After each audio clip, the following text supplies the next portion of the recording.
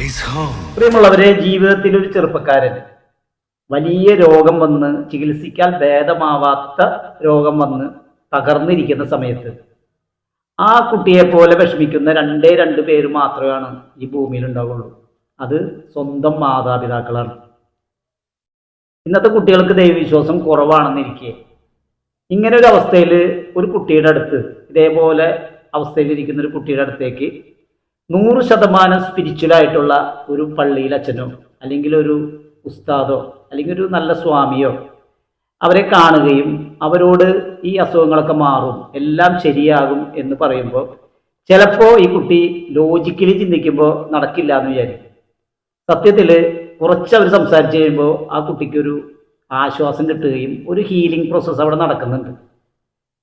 അവർ ഉറപ്പ് പറയുകയാണ് ഇതൊക്കെ മാറിക്കോളും, എല്ലാം ശരിയാവും എന്ന് പറയുമ്പോൾ അവർ പറയുന്നതിൻ്റെ ഒരു പൊരുളെന്ന് പറയുന്നത് അവരുടെ മുന്നിൽ അതെല്ലാം മാറ്റാൻ കഴിവുള്ള ഒരു ദൈവമുണ്ട് എന്നുള്ള ഒരു ഉറപ്പോടു കൂടിയാണ് അവർ പറയുന്നത്. അപ്പം ചില സമയങ്ങളിൽ നമ്മൾക്ക് വിശ്വാസമായാലും സ്നേഹമായാലും നമ്മൾ തിരിച്ചറിയുന്ന സന്ദർഭം വരും. Thank you.